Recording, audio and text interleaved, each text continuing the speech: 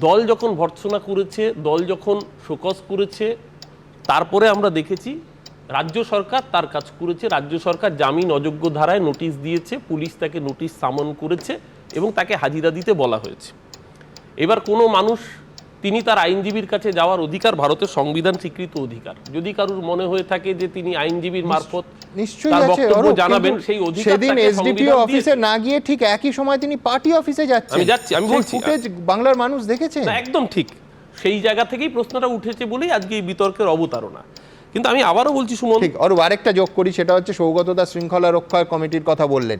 এই রকম আমি আবার বলছি যে এক্ষেত্রে যা ক্রাইম হয়েছে এটা প্রশাসন বা পুলিশ ঠিক করবে, কিন্তু দলের ভূমিকা যেহেতু তুমি বললে, শৃঙ্খলা রক্ষা কমিটি কি কোনো নোটিশ ইস্যু করেছে তুমি জানো?